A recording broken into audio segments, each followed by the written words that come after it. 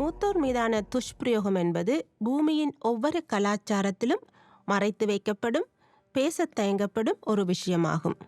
ஆனால் தமிழ் சமூகத்தில் அந்த அவமானம் தலைமுறைகளாக சந்தித்த போரின், பயத்தின், அமைதிக்கான போராட்டத்தின் கீழ் புதைக்கப்பட்ட இருண்ட இரகசியங்களாக மாறுகிறது. ஏன் அதிகமான தமிழ் மூத்தவர்கள் தங்களை துஷ்பிரயோகம் செய்யவும், தனிமைப்படுத்தவும், கைவிடப்படவும் அனுமதிக்கிறார்கள்? எதையும் வெளிப்படையாக சொல்லாமல் மௌன வேதனையில் வாழ்ந்து கொண்டிருக்கிறார்கள். இந்த ஆழமான உண்மைகளை எதிர்கொள்ள சமூகமே எத்தனித்து கொண்டிருக்கிறது. இந்த மௌனத்தை புரிந்து கொள்ள, அந்த போராட்டத்தை புரிந்து கொள்ள வேண்டும். போராட்டம் எங்கே, எப்படி தொடங்கியது என்பதை நோக்கி மீண்டும் திரும்பி பார்க்க வேண்டும். எங்கள் நாட்டில் இந்த போராளிகளுக்கும் அரசாங்கத்துக்கும் சண்டைகள் நடந்து கொண்டிருந்தது, போர் நடந்து கொண்டிருந்தது. அந்த நேரம் எனக்கு நான் பிள்ளைகளை வச்சுக்கொண்டு கஷ்டப்பட்டு கொண்டு இருக்க இடம் இல்லாமல் அகதிகள் மாதிரி அந்த இடம் மாறி இந்த இடம் மாறி 2-3 இடம் மாறி திரிஞ்ச நாங்கள். அப்போ அந்த நேரம் இந்த கனடா ஆக்களை ஏற்றுக்கொள்வது, அகதிகளை ஏற்றுக்கொள்வது என்று அறிஞ்சு 83வது ஆண்டில் நடைபெற்ற கலவரத்தின் பின்பு அந்த நாட்டில் நாங்கள் தொடர்ந்து ஜீவிக்க முடியாது, குறிப்பாக குடும்பமாக இருப்பவர்களுக்கு மிக மிக கஷ்டம் என்ற ரீதியில் வெளிநாடுகள் இங்கு ஒரு இடத்துக்கு போய் நாங்கள் குடும்பத்தோடு அமைதியான ஒரு வாழ்க்கையை வாழ்வோம் என்று வெளிநாடுகளுக்கு வந்தோம். ஒருத்தர் அவர் என்னை வரவழைத்தார். அவர் அந்த நேரம் அதுக்கு இந்த ஸ்பான்சர் என்று சொல்லக்கூடிய ஸ்பான்சரிங்கை செய்து என்னை கூப்பிட்டார். பொறியியலாளராக இருந்த முறையில் எனக்கு இங்கு வந்து என்ன வேலை என்றாலும் செய்து, தொழில்நுட்பங்களில் உள்ள வேலைகளில் செய்து மற்றவர்களையும் தொடர்ந்து வரவழைக்கிறதுக்கு உறுதுணையாக இருப்பேன் என்று எனது தம்பி ஒருவர் முதலே கனடாவுக்கு வந்திருந்தவர் என்னை முதலாவதாக கனடாவுக்கு வரவழைத்தார். இலங்கையின் போர் நிமித்தம் உயிர் தப்பி கனடா வந்த மக்கள் பல எதிர்பார்ப்புகளுடன் தமது வாழ்வை மீண்டும் கட்டியெழுப்ப ஆரம்பித்தார்கள். ஆனால் அது இலகுவான ஒன்றாக இருக்கவில்லை.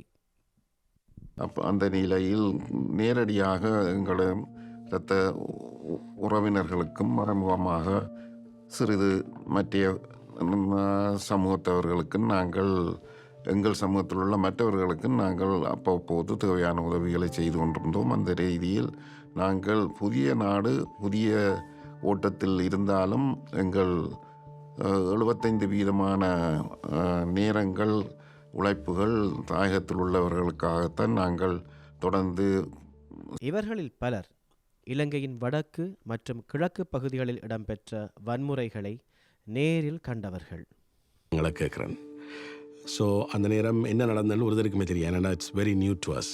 அப்போ எல்லாரும் வெளியில் போய் என்ன இப்படி ஒரு பெரிய சத்தம் கேட்குதுன்னு சொல்லி எல்லாரும் ரோட்டில் நின்று பார்த்து உடனே கேட்க, எங்களை கடந்து ஒரு இராணுவ வாகனம் சத்தம் போட்டு கொண்டு போகுது. ஆனால் எங்களுக்கு ஒன்றும் செய்யலை. அப்போ நாங்கள் ஒன்றும் தெரியாமல் நின்று கொண்டு கேட்க, பின்னால் வந்தவன் சொல்லிச்சுன்னா நீங்கள் வீட்டுக்குள்ளே போங்க, அதில் கனவேரை சுட்டு போட்டாங்களேன்னு சொல்லி எங்களோட வீட்டிலேருந்து ஒரு 100 மீட்டர்ஸுக்கு தள்ளி ஒரு பஸ்ஸில் வந்த ஆக்களை மறைச்சு அதில் வந்த ஆக்களில் நிறைய பேரை சொட்டு சாக்கொல்லிட்டினோம். அது எங்களோட வீட்டிலேருந்து ஒரு 100 மீட்டர் அதெல்லாம் எங்களுக்கு அந்த சத்தம் கேட்டது. அதுதான் 83ஆம் ஆண்டு கலவரம். அதன் ஆரம்பம் அப்படித்தான் நடந்தது. அதுக்கு முதல் நாள் யாழ்ப்பாணத்தில் ஒரு தாக்குதல் நடந்தது. அதன் தொடர்ச்சியாகத்தான் இந்த இராணுவ தாக்குதல் நடந்தது. அதுலேருந்து தொடர்ந்து நிறைய யுத்தங்களை நாங்கள் சந்திச்சிருக்கிறோம். அதுக்கு பிறகு தொடர்ச்சியான இராணுவ தாக்குதல்கள், முன்னேற்பாதல்கள். அதே இராணுவம் சில மாதங்களில் திருப்பி ஒரு தாக்குதலை தொடங்கி எங்களோட வீட்டுக்கு முன்னாலேயே அந்த துப்பாக்கி சின்னங்களும் துப்பாக்கி சூடலும் கேட்க நாங்கள் வீட்டை விட்டுட்டு ஓடி போய் பின்னுக்கு இருந்த ஒரு கொட்டியில் பதுங்கியிருந்தோம். அந்த கிராமத்தில் எங்களோட வீடு தான் கடைசியான இராணுவ முன்னேற்ற பாதையில் இருந்தது. அதனால் நாங்கள் திருப்பியும் ஒரு கடம்பெய்ந்தோம். இலங்கையின் தமிழ் சமூகங்களுக்கு ஒரு காலத்தில் ஒரு நிலையான வாழ்க்கையின் ஓர் ஒழுங்கு இருந்தது. மரபு, மொழி, அடையாளம் ஆகியவற்றில் வேரூண்டி இருந்த குடும்பங்கள் அந்த பழக்கப்பட்ட வாழ்க்கையின் அடியில் சிறிய பிளவுகள் உருவாக தொடங்கின. பாகுபாடு அமைப்பிலான புறக்கணிப்பாக கடினமாக மாறிய பொழுது பதற்றம் மிகவும் ஆபத்தான ஒன்றாக மாறியது. ஒரு தலைமுறையே மறுபரிசீலனை செய்யும் அளவுக்கு ஒரு மோதலுக்கான மேடை உருவானது. அப்போ 87ஆம் ஆண்டு அந்த நேரம் எனக்கு 11 வயசு. அது யுத்தத்தின் 2வது அலையாக எனக்கு பட்டது. அதுக்கு பிறகு நான் இருந்த வீட்டுக்கு பக்கத்தில் ஒரு இந்திய இராணுவ முகாம் இருந்தது. அதில் நடந்த கொடுமைகள், அதில் நடந்த சித்திரவதைகள், அங்கே இருந்த பல்வேறுபட்ட தாக்குதல்களையும் நேரடியாக அந்த சிறுவயனாக நான் பார்த்து கொள்ளக்கூடிய ஒரு அனுபவம் எனக்கு கிடைச்சது. யுத்தத்தின் 2வது அத்தியாயமாக நான் பார்க்குறது இந்திய இராணுவ காலம் 87லேருந்து 91 வரை. 91ஆம் ஆண்டுக்கு பிறகு இந்திய இராணுவத்தின் வெளியேற்றத்துக்கு பிறகு விடுதலை புலிகளின் கட்டுப்பாட்டில் குடாநாடு வருது. என்னை மீண்டும் இடம்பெற வச்சது. நிறைய பேர் என்னோட படித்தவ யுத்தத்தில் போய் யுத்தத்துக்காக தங்கள் உயிரை மாய்த்து கொண்டார்கள். சிலர் நேரடியாக பாதிக்கப்பட்டார்கள். அந்த 95ஆம் ஆண்டு முன்னறிப்பாதல் நடைபெற்று கொண்டிருந்த நேரம் நாங்கள் வீட்டை விட்டு வெளிக்கிட்டு போய்கொண்டிருக்கையில் இடையில் ஒரு தெரிந்தவர்களோட வீட்டை தங்கியிருக்க தான் நவாலி தவாலே மீதான தாக்குதல் நடந்தது. அது அந்த நான் தங்கியிருந்த வீட்டிலிருந்து ஒரு 5 வீடு தள்ளி. அப்போ எங்களுடைய தலைக்கு மேலால் தான் இந்த விமானங்கள் கொண்டு வீசியது. அதுக்கு பிறகு அங்கே இருக்கையில்லாத ஒரு பயம் பெறையக்க நாங்கள் அங்கேருந்து வெளிக்கிட்டு போய்க்கல. அந்த படுகொலை நடந்த ஒரு 2-3 மணி நேரம் தான். அப்போ அந்த ரோட்டு சகதியாக, குருதி சகதியாக, மனித பிணங்கள், மனிதர்களுடைய அவயவங்கள் எல்லாம் வீதிகளில் சிதறி கிடந்த ஒரு அவலத்தை நேரடியாக பார்க்குற சந்தர்ப்பம் அப்போ தான் எனக்கு கிடைச்சது. யுத்தம் நடந்தது, நிறைய இடங்களில் குண்டு வீசுது, சத்தம் கேட்குது என்றெல்லாம் பார்த்தாலும் நேரடியான அனுபவம் நவாலி தவாலிய படுகொலை தான். இலங்கையின் அப்போதைய சூழல் இம்மக்களை மிகவும் பாதிப்புக்கு உள்ளாக்கியது மட்டுமன்றி அவர்கள் தங்களது உறவுகள், சொத்துக்கள் ஆகியவற்றை கைவிட்டு உயிர் தப்ப வேண்டிய நிர்பந்தத்துக்கும் உள்ளானார்கள். வீடுகளை விட்டு வந்ததும், உறவினர்களை கொண்டு வந்ததும், அங்கே உள்ள சுவாத்தியங்கள் போன்ற இவற்றையெல்லாம் விட்டு வந்ததுகள் எல்லாம் ஒரு மனத்தில் பெரிய தாக்கத்தை ஏற்படுத்தி இருக்கிறது. அப்படியான சூழ்நிலையில் வளர்ந்தவர்கள் தான் இங்கு சில கஷ்டங்களை எதிர்நோக்கி கொண்டிருக்கிறார்கள். உடல் ரீதியாகவும் மன ரீதியாகவும் பலவற்றை அனுபவித்து கொண்டிருக்கிறார்கள். அவ்வாறு உயிர் தப்பி கனடா போன்ற நாடுகளுக்கு வந்த பின்னரும் இவர்கள் தமது முதுமையில் சொல்ல முடியாத கஷ்டங்களை அனுபவித்து வருகின்றார்கள். இப்படித்தான் அலுவப்படுறான். ஒரு நிம்மதியில் கடல் மனுஷன் இருக்கான்னு பார்த்தா வரும். அதால் எனக்கு பெரிய ஆபத்துகள் நடக்குது. இன்றைக்கு விலகதியில் இருக்கிறான். என்னால் தாங்க இல்லாத துயரம். இங்கே நாங்கள் இருக்க கோட்டைக்கு பக்கத்தில்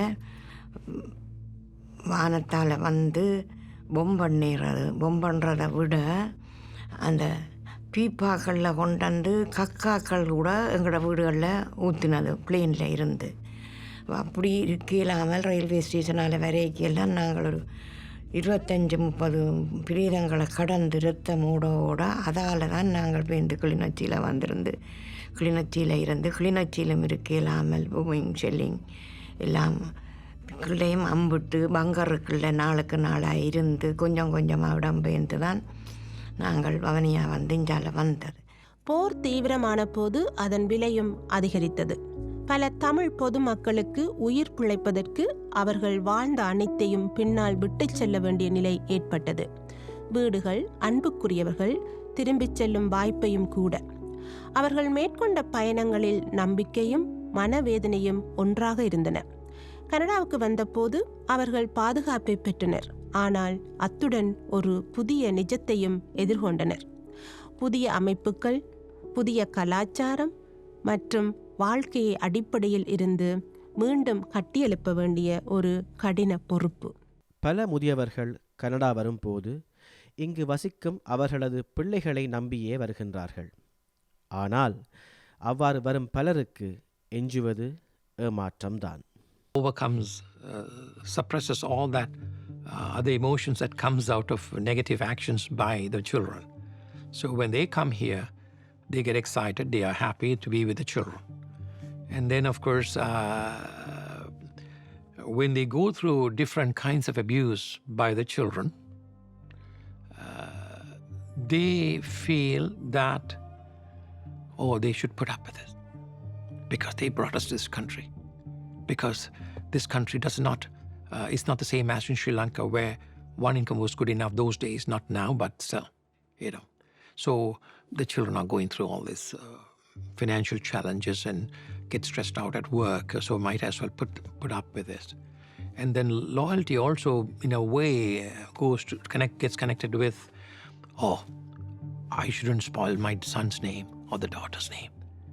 Okay, I brought them into this world. I have no choice but to put up with it. And they cry. They cry in private. And they close the door and cry, you know. So this is where, unfortunately, loyalty by the elderly puts them or leads them to. இவ்வாறு கஷ்டங்களை முகம் கொடுக்கும் முதியவர்கள் பலர் தனிமைப்படுத்தப்படுகின்றார்கள். தனிமை அவர்களை மேலும் கஷ்டங்களுக்குள் கொண்டு போய்விடுகின்றது.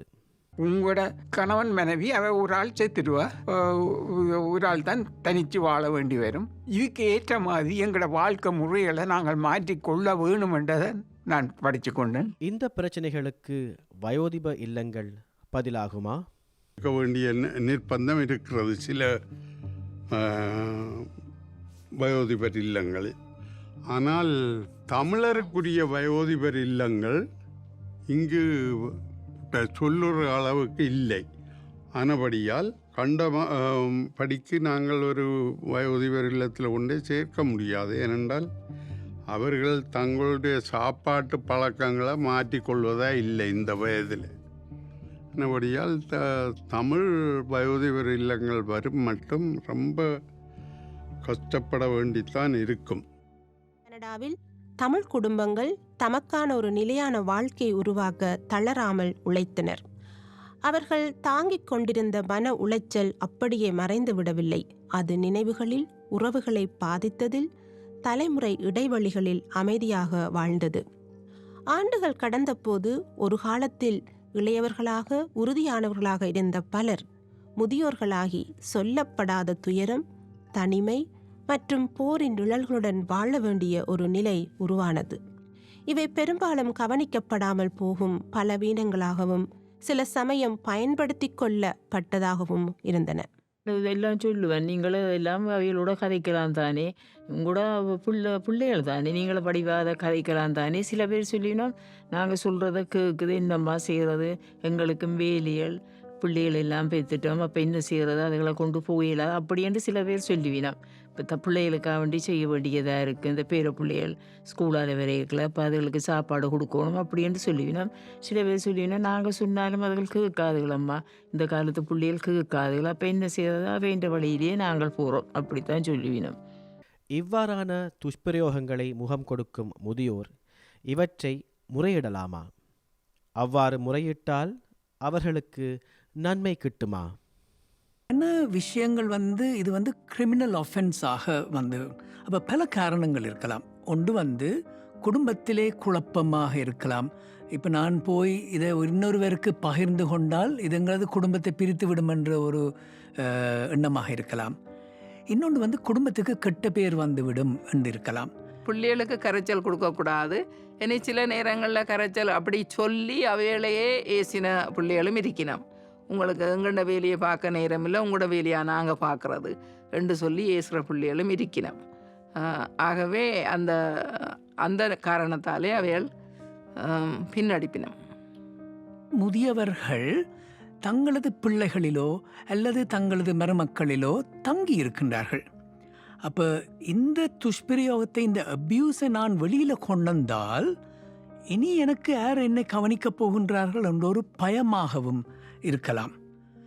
குறிப்பாக ஒரு அவமானம், எங்களது குடும்பம் பிரிந்துவிடும், என்னை கவனிப்பதற்கு இனிமேல் கவனிப்பதற்கு வேறு ஆள் கிடைக்காது, எனக்கு ஒன்று நடந்தால் அதை பற்றி கவலைப்படுவதற்கு யாருமே கிடைக்க மாட்டார்கள் என்ற ஒரு விதமான அச்சத்தில்தான் இவர்கள் இதை வெளியிலே சொல்வதற்கு தயங்குகிறார்கள்.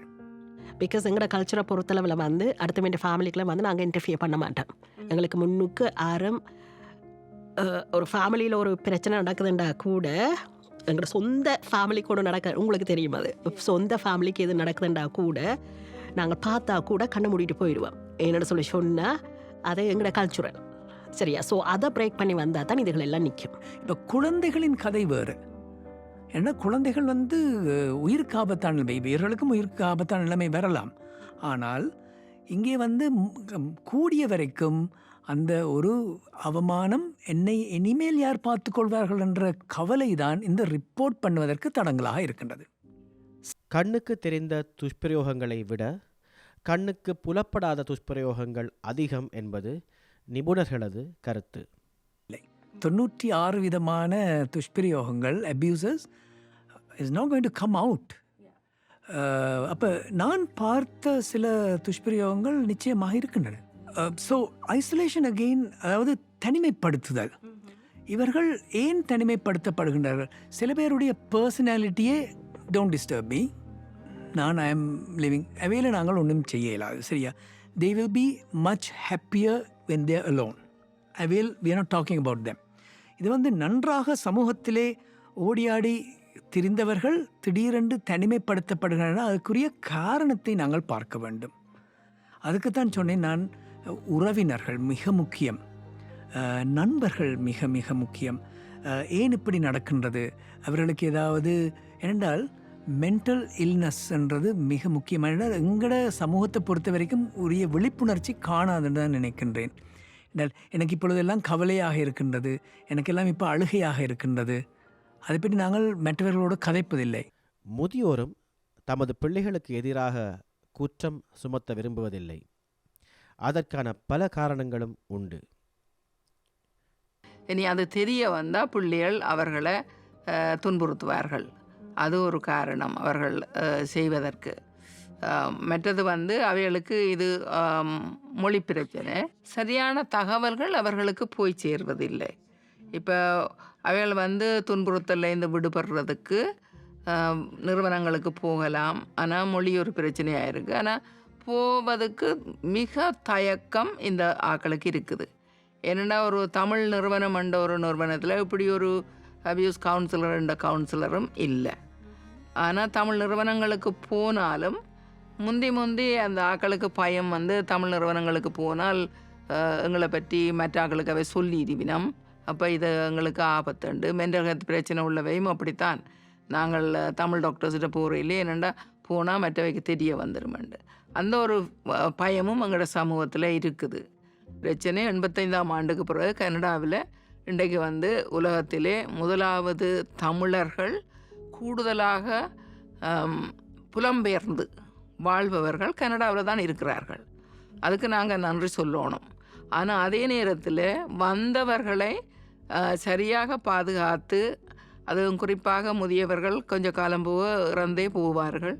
அவர்கள் வாழும் பொழுது, முதுமை அடையும் பொழுது ஒரு நல்ல ஒரு சந்தோஷமான ஒரு சூழலில் இருந்து அவர்கள் இறக்க வேணும். தமிழ் முதியோர்களுக்கான ஒரு முதியோர் இல்லம் இல்லாமல் இருப்பதும் இவர்கள் முகம் கொடுக்கும் முக்கியமான பிரச்சனையாக உள்ளது. இப்போ சீனர்களுக்கு இருக்குது, 3 நர்சிங் ஹோம் இருக்குது, வேறு இட்டாலியன்ஸுக்கு இருக்குது. ஆனால் தமிழர்களுக்கு ஒரு நர்சிங் ஹோம் கூட இல்லை. அப்போ அந்த நர்சிங் ஹோம் வந்து தமிழர்களுக்கு இருந்தால் அவர்கள் அங்கேயே சாப்பாடு, அவர்களுடைய சாப்பாடு கிடைக்கும். அவர்களுக்கான ஸ்பிரிச்சுவல் ப்ராக்டிஸ், அதாவது தங்களுடைய பண்பாடு கலாச்சார அடிப்படையில் சில விஷயங்களை அவர்கள் அங்கு கை கொள்ளக்கூடியதாக இருக்கும். முதியவர்கள் தமக்காக வாழாமல் தமது பிள்ளைகளுக்காக வாழ்ந்து தமது வாழ்க்கையை தியாகம் செய்தனர். ஆனால் அதுவே அவர்களுக்கு பிரச்சனையாகிவிட்டதா? தமது வாழ்வையும் அவர்கள் கவனிக்க வேண்டுமா? சரியான கஷ்டப்பட்டிருக்கு இன்னும் சில பேர். அப்போ அந்த மாதிரி இருக்கிற நிலைமையில் தங்களோட வயசு வாழ்ந்த காலத்தில் தங்களுக்கென்று ஒன்றுமில்லை. அந்த நிலைமையால் தான் கன பேர் கஷ்டப்படணும் வழிய. அப்போ அந்த நிலைமைக்கு வராமல் இருந்திருந்தால் எங்களுக்கு ஒன்று இருந்தால், காசு இருந்தால், பணம் இருந்தால் நாங்கள் ட்ராவல் பண்ணலாம். நாங்கள் எத்தனை இடங்களுக்கு போகலாம், சிலானுக்கு போகலாம். இப்போ அந்த மாதிரி இருக்கிறதுக்கு நீங்கள் உங்களுக்கு கொண்டு ஒரு ஃபைனான்ஷியல் ஸ்டெபிலிட்டி இருக்கணும். அதை நீங்கள் முக்கியமாக பார்த்துக்கொள்ளணும். பிள்ளைகளுக்கு எல்லாத்தையும் கொடுத்து போட்டு கடைசி உங்களுக்கு கண்டு இருக்கு இல்லை. அவர்களுக்கு துன்புறுத்தல் பற்றி நல்ல ஆளுமை உள்ள வேலையாட்களை நியமிப்பதற்கு எங்கும் முயற்சி இந்த துறைகளிலே இல்லை. இப்போ எங்கேயும் நாங்கள் போகணுமெண்டா அது மெயின் ஸ்ட்ரீமுக்கு தான் போகணும். அதுக்கு எங்களோட ஆக்கள் போக மாட்டினோம். என்னென்னா அங்கே வந்து மொழி பிரச்சனை, மொழிபெயர்ப்பால் இந்த இப்படியான துன்புறுத்தல்களை கையாள முடியாது. இப்போ மொழிபெயர்க்காமல் எங்களோட ஆக்களையே நேர கதைச்சு பேசி செய்யும் பொழுது அதால் அது வந்து அவைகளுக்கு கூட பிரயோசனமாக இருக்கும், அவைக்கு நம்பிக்கையும் வரும். அப்போ அந்த இது வந்து அரச நிறுவனங்கள் அதில் வந்து பிளவிடினம் எங்களுக்குன்னு சொல்லி ஒரு எல்டர் அபியூஸ் கவுன்சிலர் என்றதே தமிழில் இல்லை. அப்போ இங்கே வந்தும் அந்த எங்களுக்குரிய சூழல் இல்லாதது எங்களோட மக்களுக்கு வந்து தங்களுடைய பிரச்சனைகளில் வெளியில் கொண்டு வர முடியாமல் இருக்கிறதுக்கு ஒரு காரணம்.